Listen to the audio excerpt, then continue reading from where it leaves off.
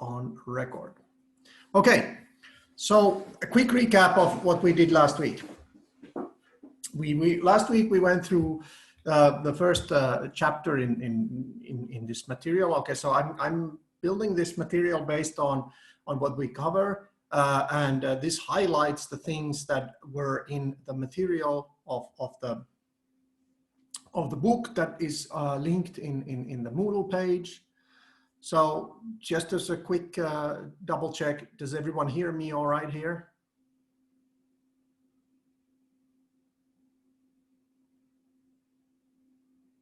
Anyone? Okay, good. Okay, so you're hearing fine. Good.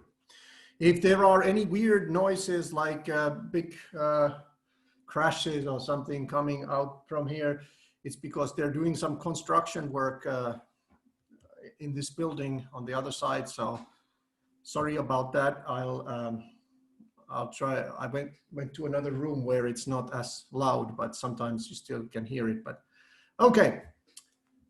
I hope everyone is doing all right. I hope everyone is feeling well and everything is moving smoothly. I checked out, and there are still some, only a few submissions on the first week exercises. So it's not a big deal, but the deadline is today at 4 p.m. So I hope you will be submitting today. I will publish the model answers at the same time, roughly 4 p.m. so that you will be able to then double check your answers, and then you will receive 3 other students' exercises for you to grade. And the model answers will contain some grading guidelines as well. Okay, let's continue. So we talked about inverse functions, and then we talked about exponential and logarithmic functions. We also talked about the so-called trigonometric functions. So those are basically the sort of functions that we're going to be dealing with mostly on this course as far as elementary functions go.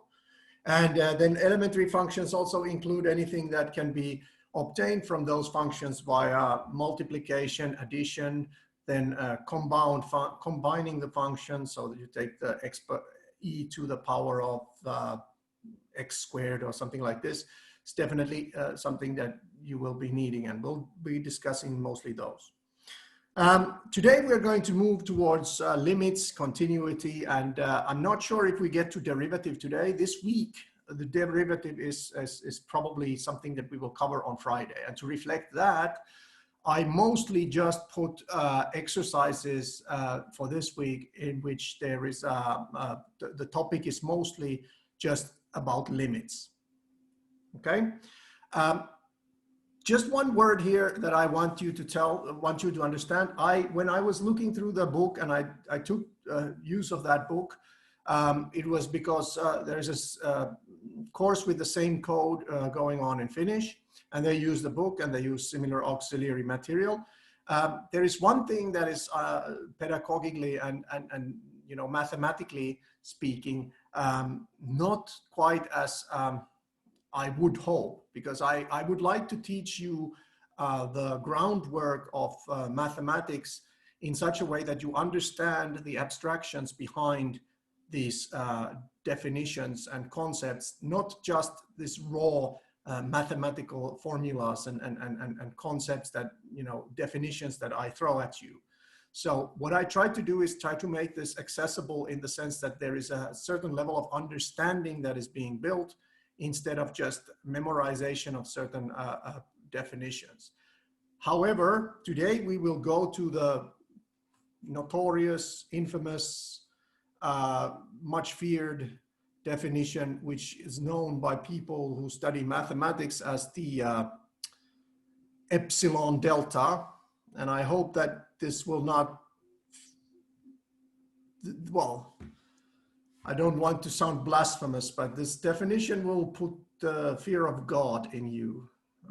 That's just an expression, old expression, meaning it is something that you really need to figure out. And I give you here 2 different definitions.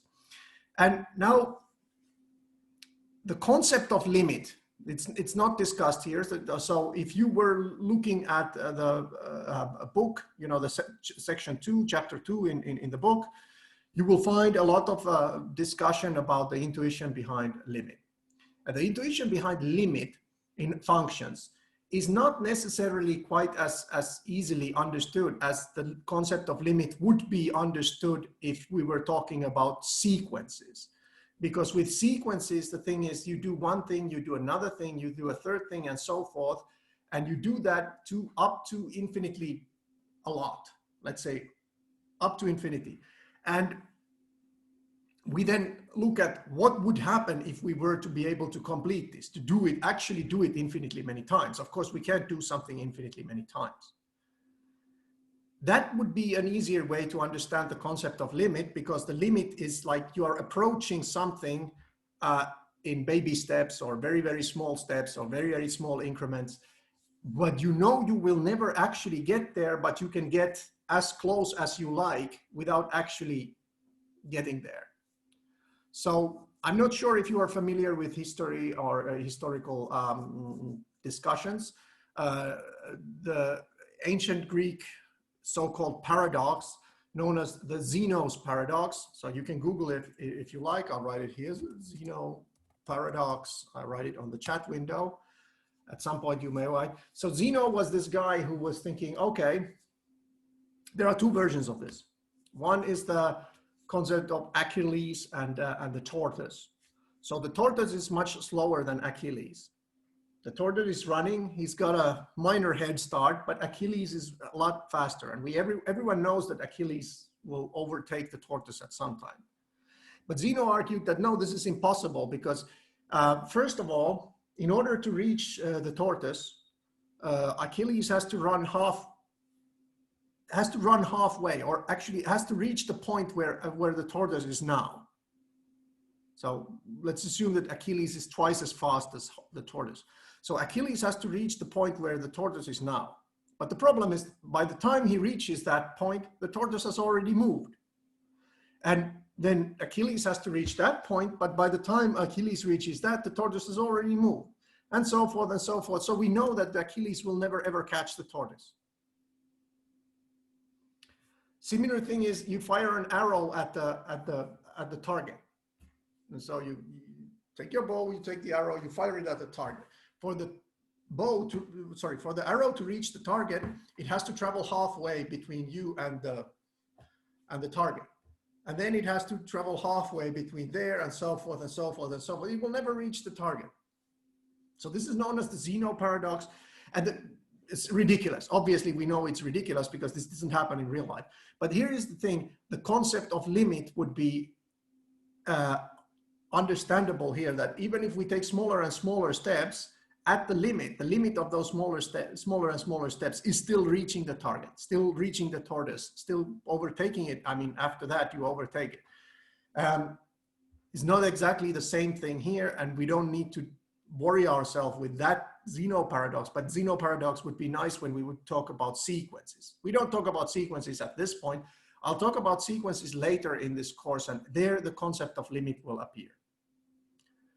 Let's go to functions now. When we talk about functions, you've probably seen this expression here. You can see it on the slide here. So the limit as x goes to 0. So you read this as we find the limit as x approaches x0 of f of x, and it should equal y.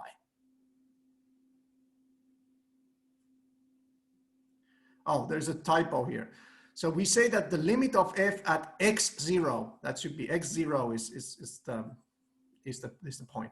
So limit of f at x0 is y. So we write that the limit of x at x0 is y. So this means that we don't actually calculate the value necessarily at x0. We look at what happens when x goes closer and closer to x0 here. And the idea is that at the limit, you know, the place where you would get if you were able to follow that trajectory, which for reasons one or another you might not be able to do, you would get to y. It seems as though you would get to y, but you cannot really evaluate what it is at x0, not necessarily. You might be able to, but that's not the point here. And we say that this is true. This is a statement. It's a statement about the function f, how it behaves at the proximity of that point, x0. There are two characterizations, and I'll give you a nicer, a more abstract concept. It says that if you have any open interval, you draw a small interval around this supposed limit point, a very, very small. And this is for any, and it means, doesn't matter how small, you can put a very, very tight small bound around this point, this supposed limit. And if you do so, you will be able to find some point near this x0. Okay, there's a missing here. So there's an open interval somewhere around this x0. It should contain x0. This is missing there, such that whenever you are inside that interval, the function of that function's value in that integral is in that interval is in this small interval around y. Put in other words, let's say that we've put an epsilon, a small, this is the distance from y. So we draw a small parameter around the supposed limit, epsilon. And you can think of this as a game. There's a guy who is trying to show that no, this is not the limit. And then there is you who wants to show that yes, there is a limit. And this guy, he tells you, here's my epsilon. You need to get this close to the y. He's not allowed to say 0, but he's allowed to say as small as they like. So he says, like, you know, 0.00000000000000000000001. You're not allowed to go further from the limit than that. Then you can say, okay, here's my delta. And that's, again, that needs to be greater than 0. So it promises that as long as you're not further away from delta in the domain, further away than delta in the domain from that supposed limit point, x0, then your function is going to have a value that is that close to the target point as the other person said. So you will be able to get that close. Okay? So this is the concept of limit. So no matter how small margin of error someone gives you, you will be able to satisfy it so that as long as I remain in this very small region around my x0, that margin of error is not violated. So it may be that the function doesn't actually work very well at exactly that x0, but somewhere very, very, very close to it, it does, and it's very, very, very close as anyone would like to that supposed limit point y. That's the idea of the limit. So there's an error. I will fix this first definition. It says that the open interval ix contains x0. It should be there. I'll fix that. I'll have a small break shortly and I'll fix that so that the slides will be. And these definitions are the same. The first one just doesn't mention any particular distance. It's just that it's assumed there. And the thing about this is, don't worry if this is hard to understand now. It'll come clearer when we do the exercises and when we look at the examples, okay? So let's look at what it means. What does it mean? So the idea in this concept of the definition of the limit is that if we look at what happens when we go smaller, let's say that we are zooming in on that x0. We are zooming in on that x0, and then we are looking at the function's value as we go closer and closer to x0. So you can find in the book several examples where they calculate, let's say, looking at the limit at what is the limit of the function at the point x equal 1. So they evaluate the function at point 0.9. Then they evaluate it at 0.99. And then at 0.9999 and 9999999 and so forth.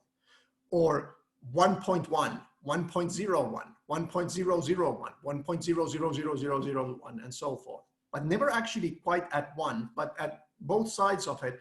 And if they seem like they are going towards some point, then they conclude that, okay, this is probably the limit. Of course, this is just evidence, if you will, of the limit being there. Mathematically speaking, it would have to work for every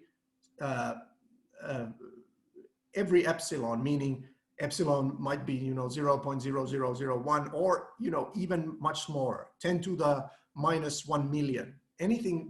Any epsilon, you should be able to get that close to the limit. So consider this example. We have this function.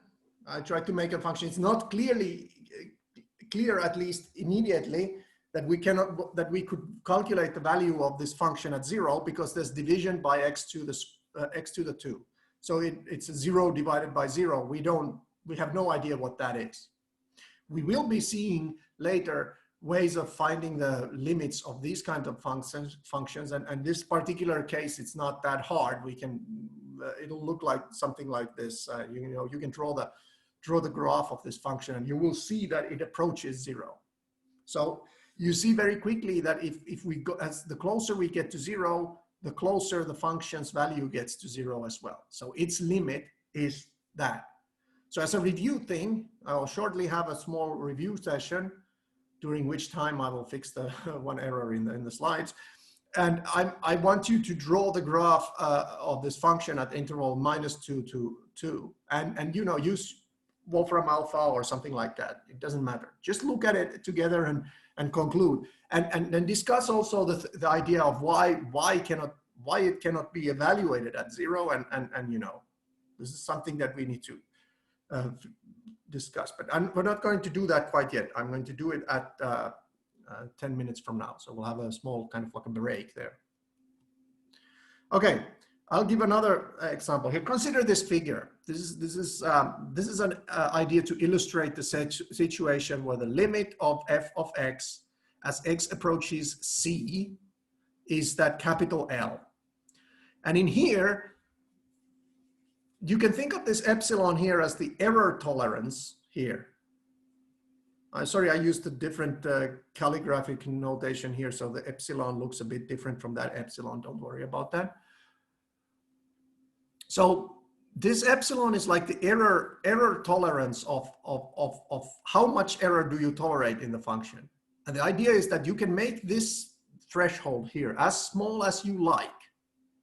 Then someone else is always able to find here this kind of a region, so that as long as your x remains in this region, then your function's value will remain in this region, and that the region is here around that point L, which is the supposed limit. So the epsilon is chosen first. So that means that you choose the epsilon first because you need to be sure that that limit can be reached, that error bound can be reached. So no matter how small it is, and then you can choose the delta.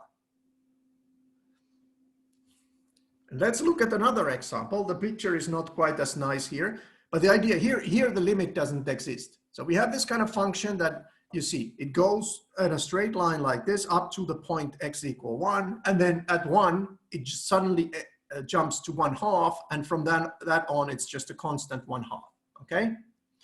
So this limit, it has no limit at 1. And why is this so? So let's say we choose this epsilon, and these lines here around this point. So someone claims that let's say first of all, let's say that is the limit 1. Because this approaches the number 1 here, is the limit 1. Well, if I choose this epsilon small enough, smaller than 1/2, then it means that no matter, if I deviate from this point any distance to the right, the function's value will no longer land in this region here that is supposed to exist by the definition. On the other hand, this picture doesn't show it because it's not, but if I choose I say that, okay, the limit is not 1. Let's say that the limit is this 1/2 here. But if I do that and I put the epsilon around there and I'll put small enough limits here around this point, then if I move any distance to the left, the function will get values that are outside my error tolerance of, let's say, 0.25 or 0.1 or something like this. So if I go here, if I go right, if this would be the limit, it won't, because if I go even just a little bit to the right, this will suddenly jump here. And here it cannot be this 1/2, because if I go even a little bit to the left, it will jump here. So the limit doesn't exist. There's no unique limit. I mean, the function, but we see here that there kind of are limits, but they are different if depending on which side we are coming from, right? And this is an important concept, and we'll discuss this shortly.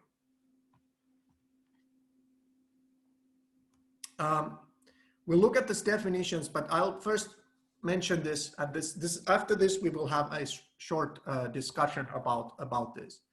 So let's say we have some open interval in which A belongs.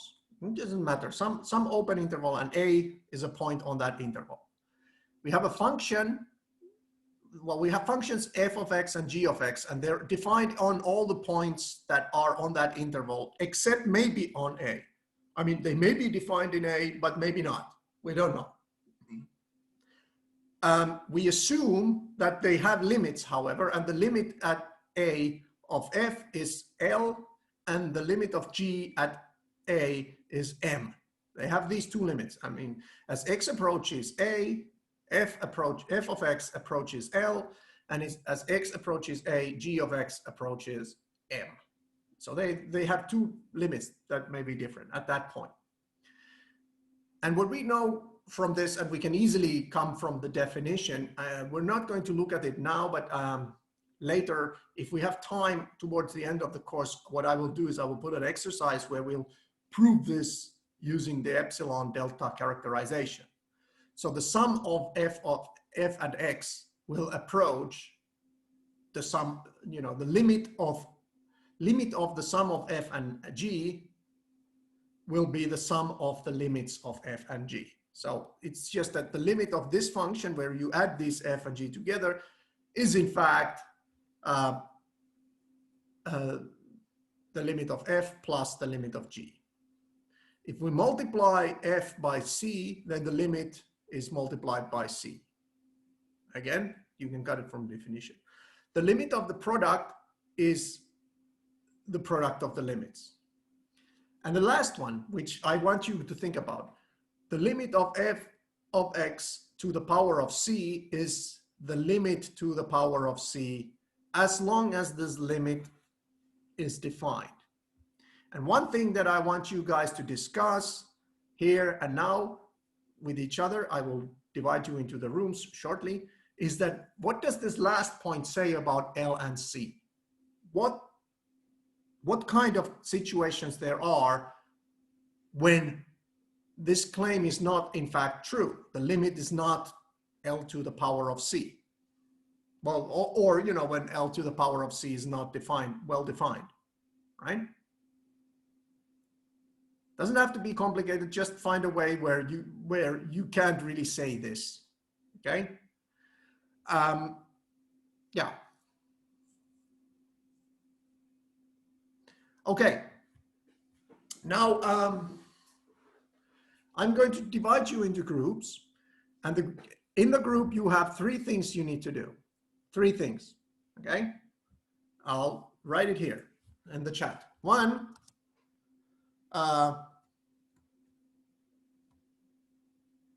introduce yourselves.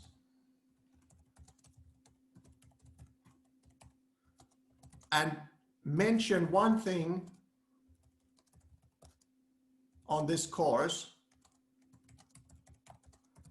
that you think you might learn today.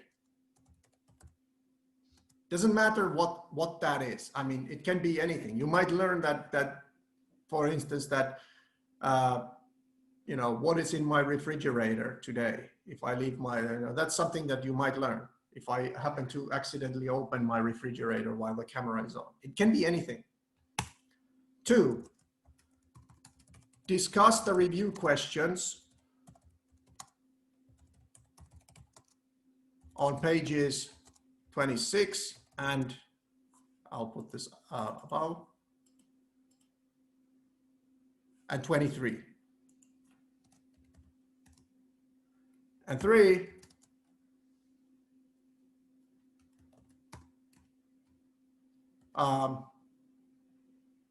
well, actually, that's the 3 points. I should have, the 3 points were discuss the review question on 26, and the third one would be discuss the review question on page 23.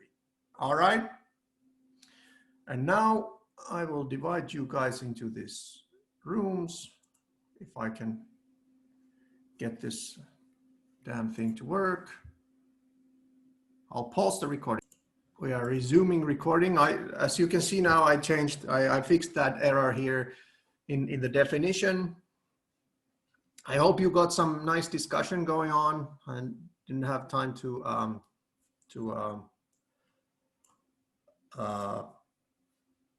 monitor your discussions. And I don't like to do that either, because I think you want to be able to, I want you guys to be able to speak freely whenever there's a break and those groups. So here we have the characterization. I fixed it here. You can see it now on the slide. But if you want to think about it a little bit more in a standard way, the way most courses teach it, we use the epsilon delta.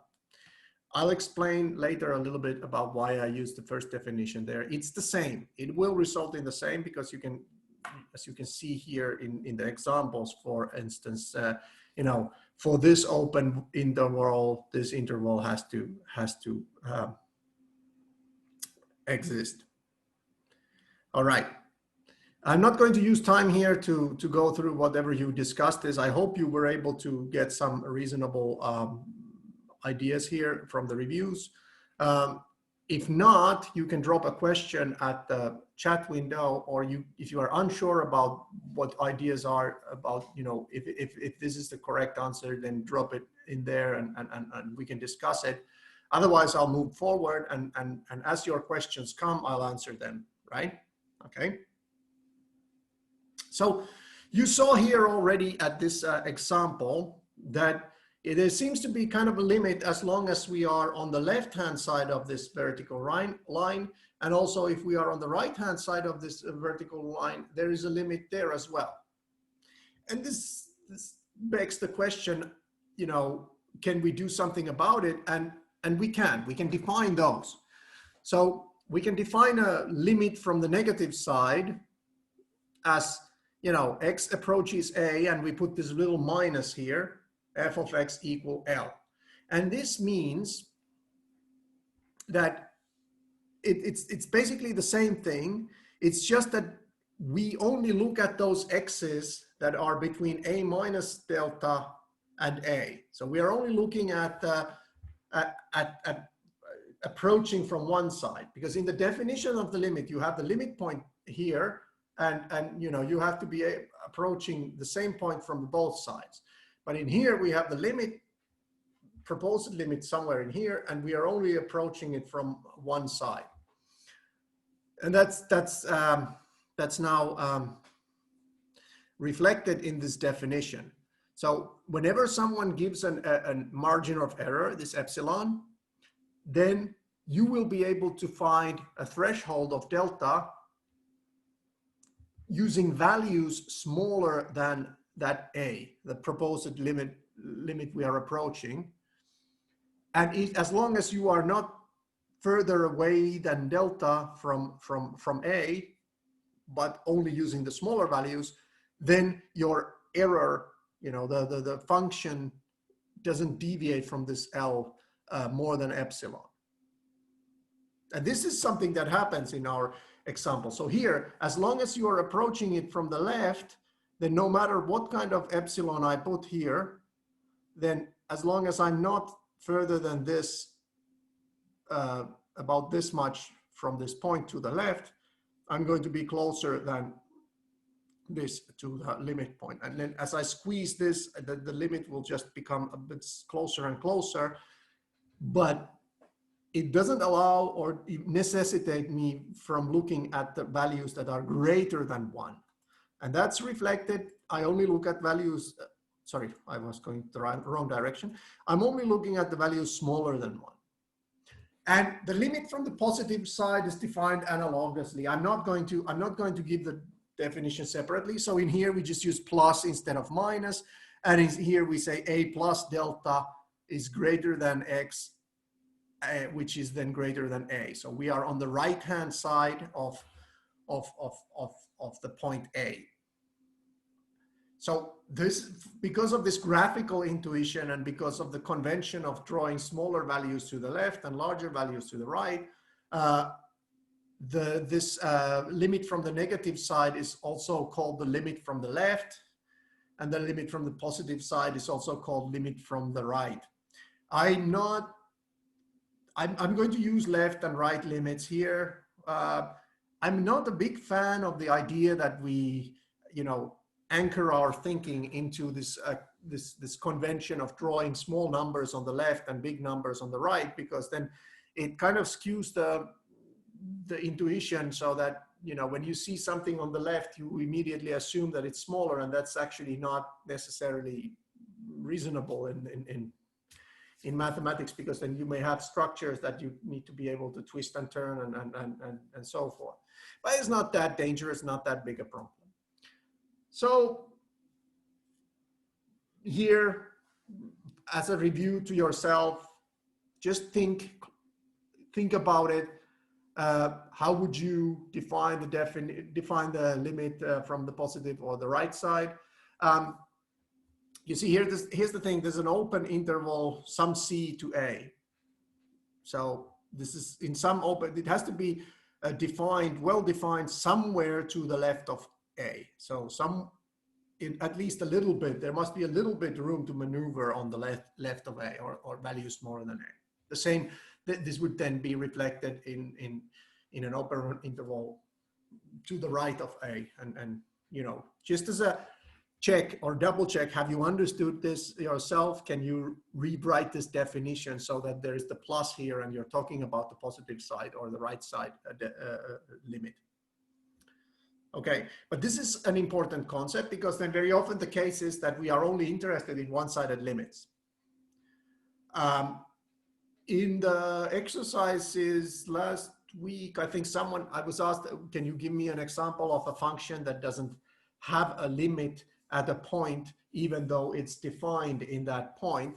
And then someone mentioned square root of x at 0. And that's a really nice example of one where there is a one-sided limit. So the square root of x is well defined at 0, and it has a limit from the right. So as you are approaching 0 from the right, everything is fine, and it is at 0, it's defined. But it doesn't have a left side limit, because if you talk about smaller values than 0, anything smaller than 0, and it's no longer defined. This is a little bit, seems like splitting hairs, because that's at the very edge of the definition limit where it's defined. But it's important to understand that the limit questions, or the boundary questions, one needs to be really careful with things that happen on the boundaries of when something is defined, because that's more often than not, those are the sources of errors in issues like designing something or doing something. I'm not sure how many of you are studying IT or computer science or something that has to do with programming or something. I've done some coding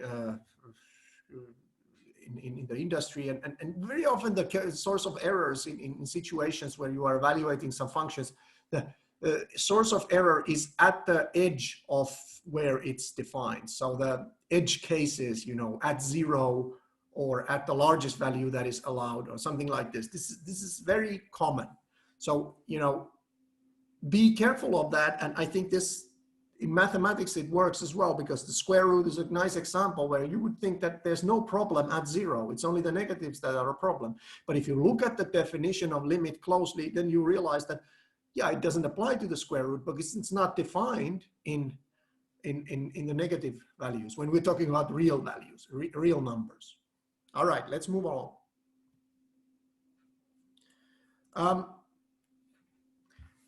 Like we said, that one-sided limits may exist but not be the same.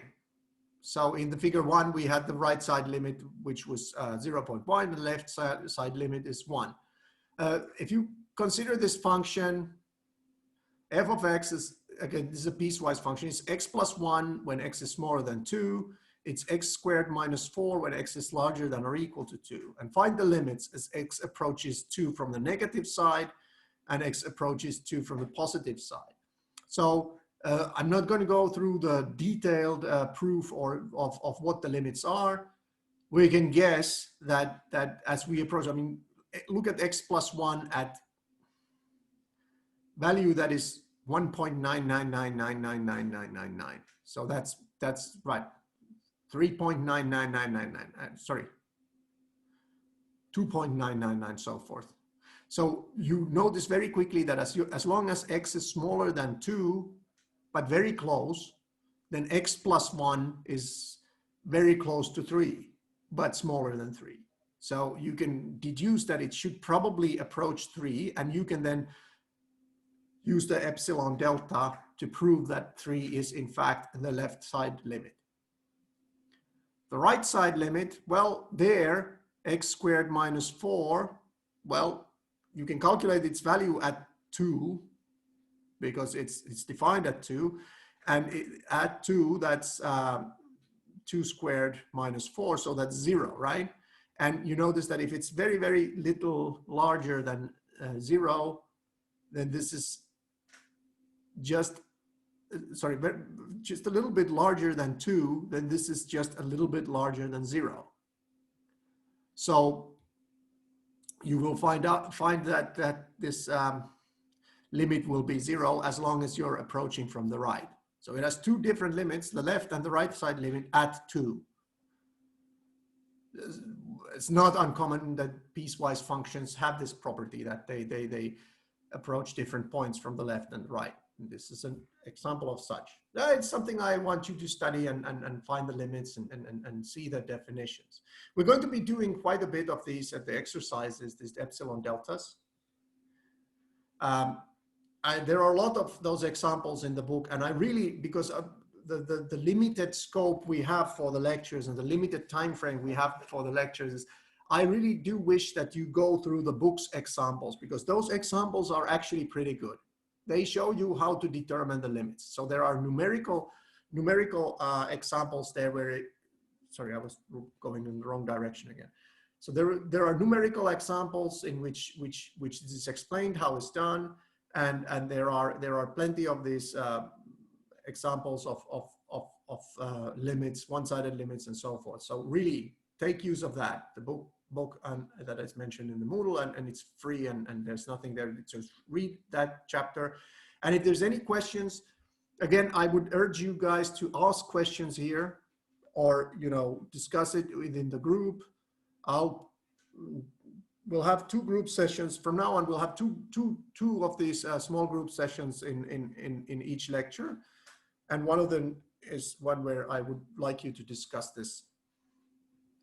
But let's go forward, because there's no, we need to move on. So indefinite limits, what do they mean? Well, indefinite limit is something like the limit doesn't exist, in the sense that the limit is not really a real number. It's not because there is a sudden jump in the function or otherwise weird behavior. It's just that because it grows really rapidly, like 1 over x. As you're approaching 0 from the positive side, it goes towards infinity, or from the negative side, it goes towards minus infinity. But sometimes 1 over x squared, for example, as you approach 0. And here's the definition. If we have an open interval which contains a, and this function is defined on that interval, except maybe on the point a, we write that the limit as x approaches a of fx is infinite if for every c, every real number, there exists some delta such that the function is always greater than c as long as we are closer than delta to that limit point. And now the definition c is for every real number. This means that you can choose as big a number as you like, and you will be able to surpass that if you get closer to a than that. That's what it means that it goes to infinity. It means that no one can state a limit. Okay, I give you, 10 to the power of 10 to the power of so forth, where you have this 10 to the power of something, and you have the height of this is 10 to the power of 1 million. Some number is so large that the number of zeros in that is larger than the whole universe has atoms in it, or something like this. It's a ridiculously large number. But if you get closer than a certain point to that a, then the function will have a value that is that big. And that's what it means it goes to infinity. It doesn't really matter how big a limit you set, the function will always outgrow that limit when you approach a. Well, there's an analogous definition, a very similar definition, but where the limit is minus infinity. And this I give you as a review task now, shortly, for you guys to ponder. How does the definition change if the limit is minus infinity? And you have to understand this, that this definition is not one-sided. This is two-sided. Here, how do we know it's two-sided? Because this condition here said that the absolute value of x minus a is smaller than delta. So it means that it doesn't matter which side of a you are on, then the function is larger than, the function's value is larger than c as long as you are closer than delta to that point. It's very important to understand that this is two-sided definition. Similarly, then, as this, we can define one-sided limits as infinite or minus infinity, and we will have to do that, and we'll have to generalize this at some point. Oh, here are the review questions to this. Does 1 over x have an indefinite limit as x equals 0? And what about the limits from the left and the right? And then I want you guys to be able to give an example of a function that has a limit from one side, but doesn't have a limit from the other side. This may not be, well, let's say that this is a function that has a definite limit from one side, but not from the other side. And this, I give a hint, do it in a piecewise fashion. If you do it piecewise, then you will be able to do it. If you try to find a polynomial or exponential function or something like this, it's not easy, or it may be possible, I don't know, but I certainly wouldn't bet on that. Yes, there is one where you can, by a clever use of the exponential function, you can find this. It does have a definite limit from one side, but not a definite, but an indefinite limit from the other side. You can try to find that, but you can also do it in a piecewise fashion if you like. We'll do that shortly. In fact, we'll do that now. So I'll divide you guys into groups again, which you have now 10 minutes to do. And what I want you guys to do is do this. Give the one-sided limit where this goes to positive. Make sure you discuss it in the group. How everything here has to change. Write it down. You don't have to report it to me, but if you don't figure out, just ask and just give me an acknowledgement at the chat window. The first person whose name appears on that list gives a chat answer. Were you able to do this or not? So the first, I'll write here. First, review for one-sided sorry, one-sided definition, limit definition,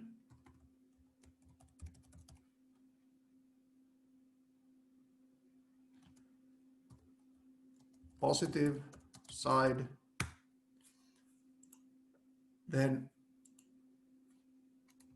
to example 2.5, discuss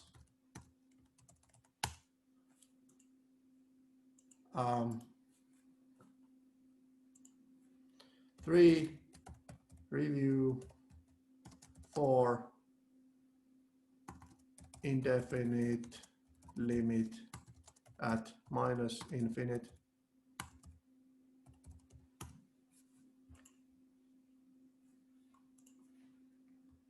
and 4, review questions at page 30. And these slides are on Moodle, so you can review them on your own computer. If you can't, then just, well, sorry about that. So do these tasks within the group. I'll pause the recording now, and we'll get back in, you have about 10 minutes, just over 10 minutes to do this.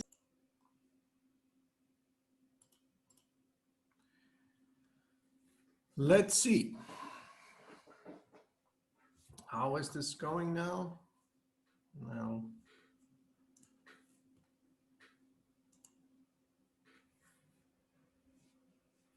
Okay, people are returning from those rooms, I hope shortly.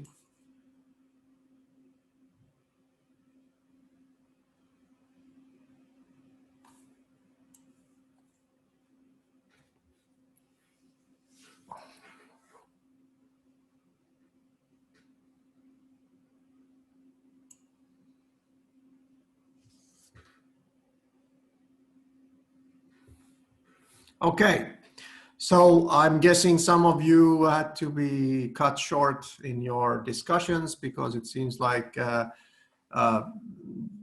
not sure, I wasn't following the discussions, but I noticed that there were a lot of people who stayed at the room for until the last minutes, last seconds. So you probably didn't get all of them.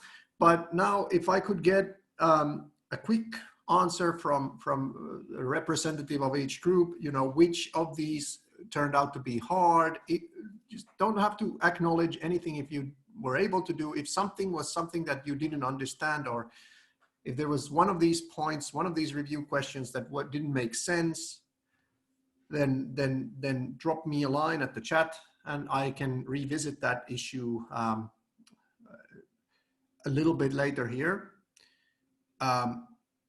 So please do that.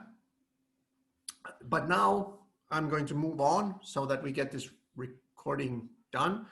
I hope to be finished by 11:45, and we will be able to finish up at that time. So that gives us about 20 minutes now. You made it to 3. And okay, good. So let me just I'll give a spoiler to question to review questions on these last 3 review questions.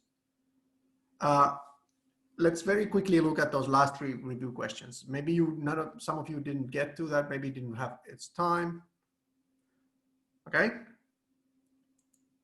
Didn't know how to do the one-sided limit for the positive side and the indefinite limit. Okay, all right, that's okay. That's good. It's good that you get this answer. So let me just, the one-sided limit was confusing. Okay, let's go back to the one-sided limit. So here we have this idea that you know, f of x is defined. Let's break this down, because I mean, the review questions point was not for you to reconstruct the definition, you know, from scratch. The point was to see if this definition is somehow if it makes sense, and if it makes sense, then the one-sided limit definition should come pretty easily and pretty straightforwardly. So let's look at this. Let's break it down. So we say here in the definition that let f of x be defined in an open interval c to a. So this means that it's defined at points from some limit c. I don't know how close that is, but let's say somewhere in a value smaller than a. There's a value smaller than a, some c here. And between that c and a, limits not included, the function behaves nicely. It's defined at least. We can calculate its value at those points. So this is some open interval. Let me draw a picture. Just draw a picture. So here is my coordinates, here is my c, and here is my a, right? This is my picture now. And between here, somewhere along here, the function is defined. And the one-sided limit, the limit from the negative side, I'm just going to draw something here. I'm just going to draw some kind of curve here.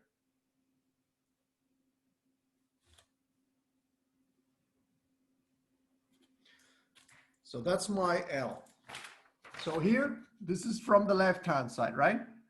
So this definition says that between here, it's well-defined. I didn't draw a very big curve on here, but I hope you can see the idea. Here's the function gets some values and it approaches this L here.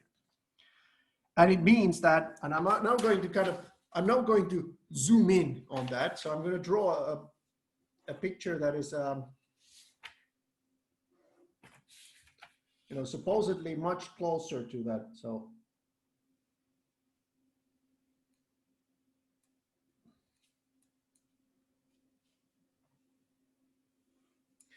let's say that we are zooming in and we take a closer look. This is how it behaves around that point A. So the vertical line is A and L is the limit. And now it says that for all epsilon, and now I'm going to draw this epsilon like this. This is my, so here's my epsilon limit, right? And again, remember, I can squeeze this epsilon limit to as close as I would like to that L. And it means that I only look at, it's called the left-hand side limit, because I only look at,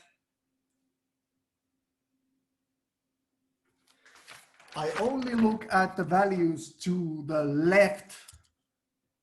So the vertical line here is A, and I only look at the values to the left of A. And when I squeeze these two here closer to L, then this can be squeezed similarly towards A. That's one-sided. And now if I do the same, given another example, then I could have just as well have a, let's say I have the same function, but on the other hand side, it works differently. So now, let's say I've continued the function, but, sorry, the wrong picture. So, again, the wrong picture. Wrong picture, where is it? Where is my, there it is. There is my picture. Okay, I've continued this. This is the same curve, so it approaches here. So this is the L, but then the other side, on the other side now, I have a limit that is different. And I shouldn't call that C, I should call it B. So I say it's defined on an open interval, but instead of it's C to A, it's an open interval from A to B. Sorry for my, so in here, I have an open interval from A to B. It's defined there, right? Instead of C to A, it's now to A to B. So these are values greater than A. And I say, for all epsilon, there exists delta. Oh, this is a nice situation for my pen to stop functioning. And I didn't even have a spare here. This is what happens in online, and but this might happen in a classroom situation as well. I'm sorry, my drawing, I cannot continue with the drawing because my pen just died. So I look at whenever a plus delta is greater than x, which in turn is greater than a. So even though I can't draw more, I'm now going to look at the values that are greater than a. And I don't even care about this. So I will have a threshold of epsilon around this point, and then I can have a delta that only applies to the values that are on the right side of a. So the one-sided limits here, there are two limits. The one-sided limit here is that L here, and this is some M, let's say that's M. So this is right-hand side limit, and this is the left-hand side limit, because as I move along this curve from values that are smaller than A, I get to this point L. And when I move along this line along values that are greater than A, I get to this other point. So this has two limits, the left-hand side limit and the right-hand side limit. And that should be reflected here as having this a plus delta instead of a minus delta here in the definition. I hope this clarifies it. On the other hand, in the indefinite limit, something approaching infinity means that it gets larger and larger. And I'll go this. So go to these three questions. Does 1 over x have an indefinite limit at x equals 0? The answer is no, it doesn't have an indefinite limit. And sadly, I cannot draw it now, but you know how 1 over x, if you draw the curve, you know how it goes. So if you approach 0 from the right, so you look at values greater, if x is very small, but greater than 0, then 1 over x is very large and greater than 0. If x is really small but negative, then 1 over x is really, sorry, if 1 is really close to 0 but negative, then 1 over x is a very small number, very big negative number. It's very negative number, and it goes towards negative infinity at the left-hand side and positive infinity at the right-hand side. Doesn't have an indefinite limit, but it does have a indefinite limit from the left and limit from the right. And we can apply this definition in a similar way. If we approach f of x from the negative side, say approach a, then that would be infinite. And how would we define that? I'll post that on later. I'll post the answer. So if we approached here from the negative side and it would be infinite, then instead of this x minus a being smaller than delta, we would say that x is between a and a minus delta if this approach is from the negative side. And if it's from the positive side, then x is between a and a plus delta. So it's greater than a, but not greater than a plus delta. And then, for every constant, we can find such a limit that if we get closer to that, then we can get that number to be large enough. This is exactly what happens. If I say 0.001, then I just take 1 over that. So that would be 1,000, right? So sorry, if I say a big number, let's say I say 1,000. How do you get closer than 1,000? Well, I just take the number 1 over 1,000, and anything smaller than that, then 1 over something smaller than 1 over 1,000, it will be greater than 1,000. So it does have one-sided limit.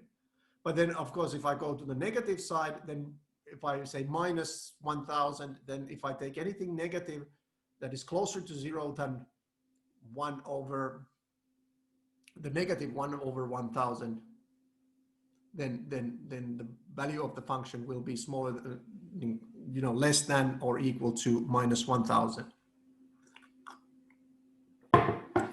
So to give an example of a function that has a limit from one side but not the other, so I'm going to give you this, e to the power of 1 over x. So what happens if x approaches 0? If x approaches 0 but is positive, then this is e to the power of something that is very big if x is positive but close to 0. So that goes to infinity if we approach it from the right. But what about if we approach it from the left? That's e to the power of minus something very big. So in fact, it approaches 0.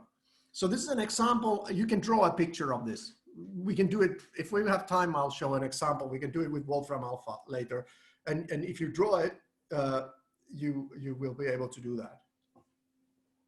You will be able to see how it goes. I'll draw that shortly, but we'll go on to that. Well, let's just do it now, okay? I was looking at the Heribold theorem. That's actually fun.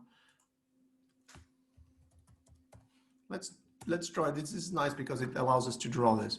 So I write e to the power of 1 over x when minus 1 smaller than x smaller than 1. And then I draw it.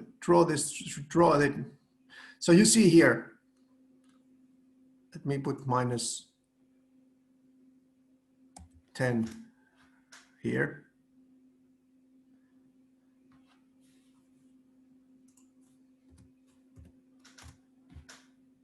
Let's see if it works like.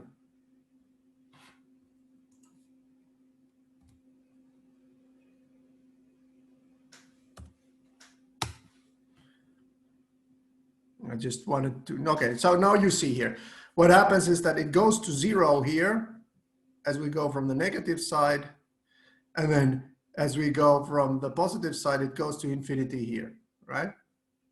You can check it out, but you know, these get larger and larger. But if you get a very large negative, then it will be close to 0. That's an example of a function that has a definite one-sided limit, but indefinite one-sided limit. But you can do it in piecewise fashion as well. It doesn't really matter. So let's see. Oh, we are running a little bit late. So let's move on. An important concept that needs to be defined is continuity. So at first, it may not seem as though continuity and the concept of limit have a lot in common, but in fact, it's completely the same thing. I mean, the definition is very much grounded of continuity is very much grounded on the concept of limit. So the intuition of continuity would be that if you take a pencil and draw a graph of the function, you could draw its graph without raising the pencil, no matter how closely you zoom in on it. There are no gaps anywhere or no sudden jumps anywhere. This intuition is correct when it comes to real functions, but it doesn't really capture the concept of from the abstract mathematical point of view, because there are domains which are not, you can't really graphically express it. But the idea is the same. It's like you follow a line and there are no sudden jumps anywhere. It just, you know, the next point is so close to this point that it's continuous. The definition here is that we say that f of x is continuous at a given point if it's defined at that point, so it has a definite value and the limit coincides with the value at that point. So that's an important thing to understand. And if we have a function that, and we have some open interval, then we say that the function is continuous on that interval if it's continuous at every point on that interval. And this is often most often the thing we are interested in is that is it defined in some interval or defined in some region. Usually we say just continuous if it's continuous on all real numbers. So for instance, 1 over x is continuous everywhere else except at 0. So we don't say that 1 over x is continuous, but you know, it's continuous if we choose a region that doesn't contain 0.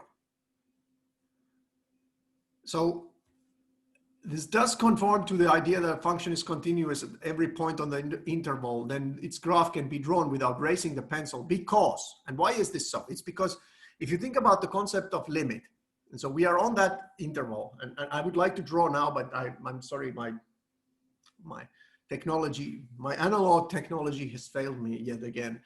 And now, if we are moving along that and without raising the pencil, that's a little bit vulgar as an expression, but if we look at it and we are moving, and we are moving from this point and we're continuously moving without making a dent in the graph anywhere. And it doesn't matter how close we zoom, we always move continuously on that point. So the intuition is that there's no need to raise the pencil or the pen, you know, the tip of the pen, no matter what level of zoom we are using. It's always, you know, we just draw it as a one continuous line. And it, mathematically speaking, it's that the limit at that every point is in fact the value of that function. You can think of it this way, you know, the less you move from that point, then the less the function moves from that point. That's the epsilon delta. Epsilon being the very, very small movement of the function that's supposed to happen, and delta being the very, very small movement to the right. So let's say you're drawing it from the left to right, then it means that if you just take a very, very small movement to the right, then the function's value will also move very, very small. And the smaller the movement, the smaller the up-down movement is, and there are no breaks in it. So I'm going to skip this part. If you want to study this 2.4, there is a concept of topology and continuity, and I'm not going to go here because we didn't have the scope in this to discuss yet at this point the concept of limits of sequences, and therefore not the concept of open and closed sets from the real value point of view, the real number point of view. We don't have the concept of accumulation points and so forth. Then you can skip this part, and it's there for those who are interested. You can then pick up a book of abstract point set topology and look at that. And then the idea there is that in topology we discuss with open sets, and the idea is that the function is continuous if the pre-image of an open set is also open. So that's pretty close to the idea that if you have it doesn't work exactly like this for real functions, and I can explain it later, but if you have a very small, I mean, think about it this way, if you have a very small open interval, that is your epsilon, right? Then the values you get to hit that target come from a very small open interval, and that is the delta. And this happens whatever small interval you pick. But that's not absolutely correct. So don't think about it mathematically. Think about it just as a way of understanding the epsilon delta. So there's the epsilon is in the codomain, and delta is in the domain. And then, you know, you allow for the epsilon, you first allow for the margin of error, that's their epsilon in the codomain, and then you have room to maneuver, that's the delta in the domain. And, you know, this captures it in a very abstract sense, because we don't even have to talk about distances and so forth. But this is not something that we will cover during this course, so I just put it there as extra material. Here are some properties of continuous functions. One that I have to mention, this is called the intermediate value theorem. And again, I cannot prove this at this point because we don't have the concept of supremum and infimum, which are required for sequences. The idea here is that if a function is continuous at some closed interval, so that on that closed interval from A to B, the function is function's limit at every point is the value of the function, and it's defined at every point on that closed interval. The closed interval here, usually we deal with open intervals, but here we deal with closed intervals because we need the edge cases. So that on the edges of this, it's defined. And the thing is, if we have f of A smaller than f of B, and then we have some value between these, you know, I would really much love to draw here, but I'll use 3 fingers. So f of A is this value, f of B is this value. Then no matter what value I pick between f of A and f of B, I know that as the function travels from FA to FB, so x goes from A to B, then there is some number in between such that the function gets that intermediate value. So the intuition is very simple. The function is defined at A, defined at B, and continuous everywhere in between.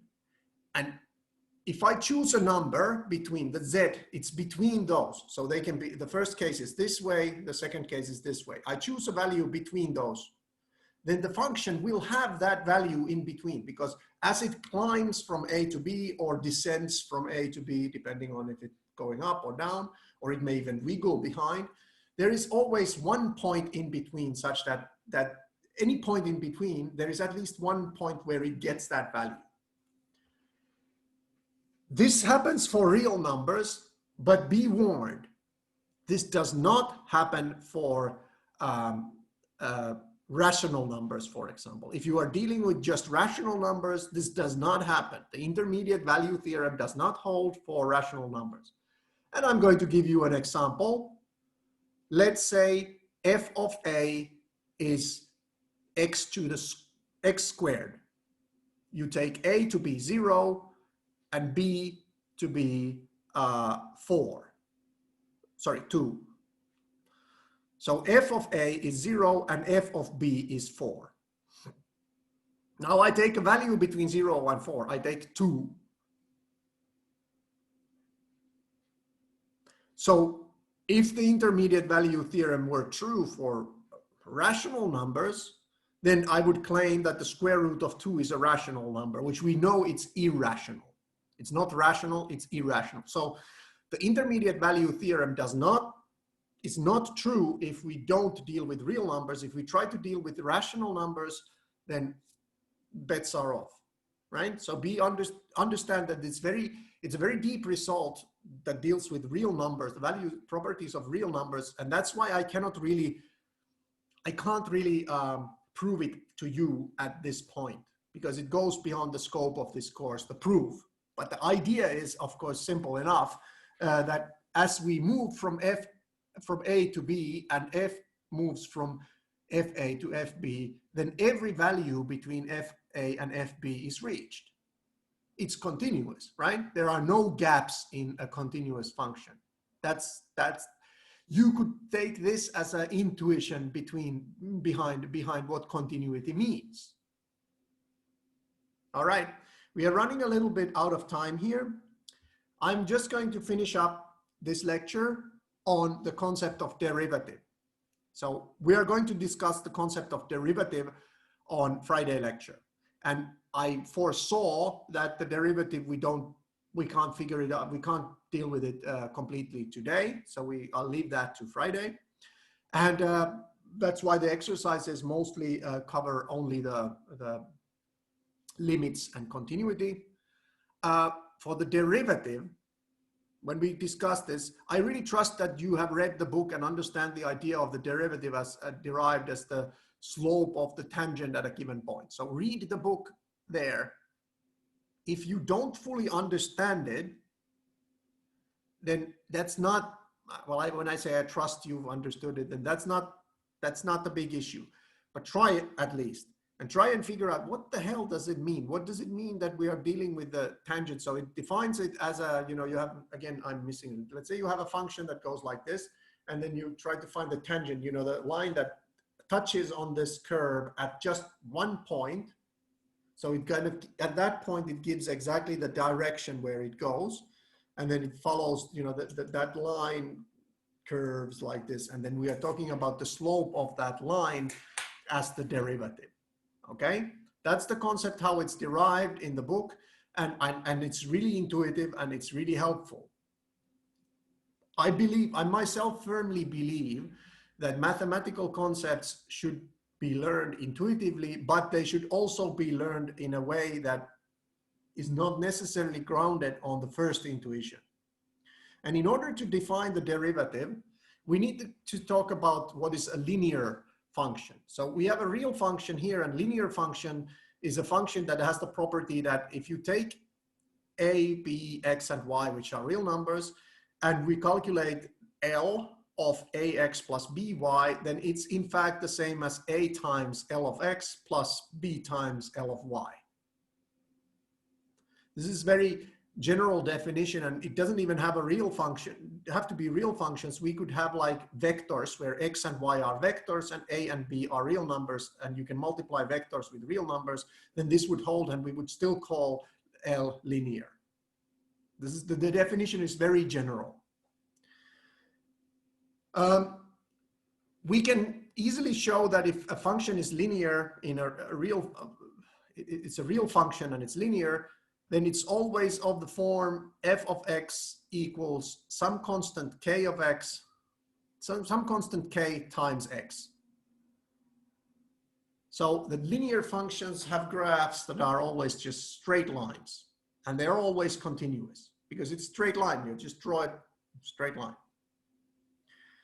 With this in mind, we define the derivative in the following way, and this may seem confusing. Now I must tell you this intuition behind this.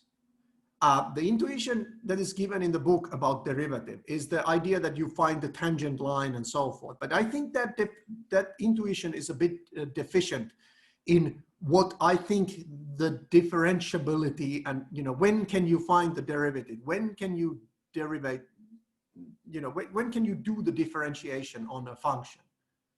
When is it differentiable? And we have a function that is, let's say that it's from x to y, meaning these x and y are now some sets of real numbers.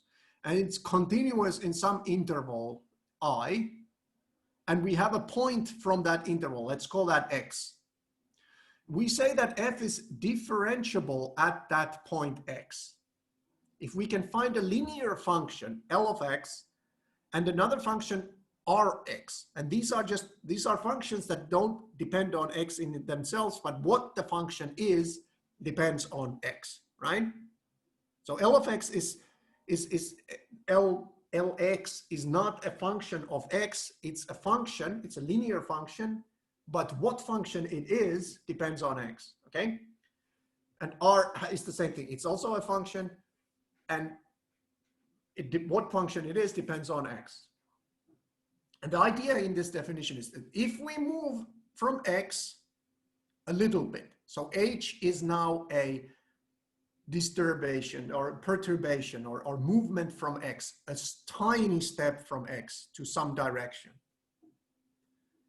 then the value at that point can be approximated so that we get f of x, but it's not quite the same as f of x. We move along the linear function. So this is a linear function. What it is, it's a straight line, but the slope, of course, depends on where we are at x,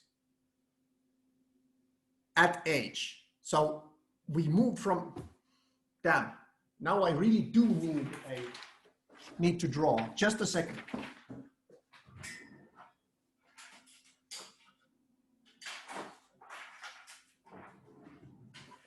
Found a pencil. So let me draw a picture. Here's my function.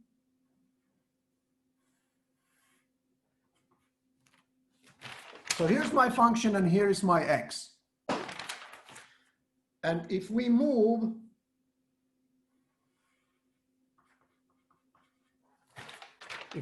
to x plus h, right? Then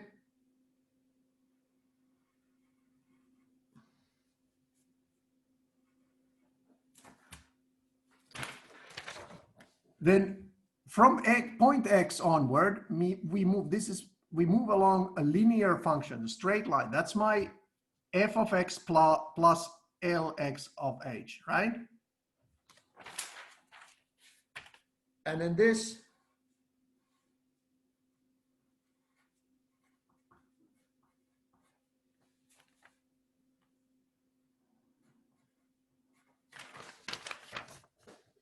error here, how much I actually differentiate from the real value, of the function is the absolute value of h times some Rx of h, right? That's my error.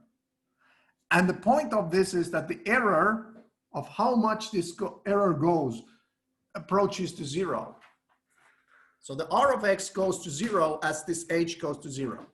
And this L of x is known as the derivative. And before we stop here now, but to explain what the intuition is here. If the intuition of continuous function is you can draw the function without raising the pencil,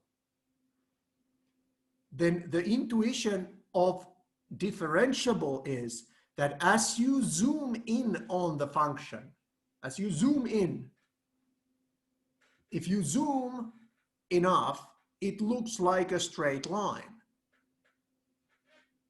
That's what differentiable means, that if you zoom in close enough, then the function will look like a straight line at that point, you know, near that point. That's the intuition of differentiable, is that, you know, there may be curve, but if you zoom in, then the curve, you know, goes straight. And we'll continue this from this on Friday. This is a very powerful intuition, one that I don't think is captured by the drawing of the second and finding the tangent and so forth. It's not, differentiability means that if you zoom in, the function looks like a straight line. And that's really the closest or the most important intuition about differentiability. All right, we stop here. I know that we took 10 minutes longer than I promised, and sorry about that. I'll be online for a couple of minutes. I need to run some errands at 12 o'clock sharp, but if you have any questions, you can drop them on the chat. I'm going to now stop the recording.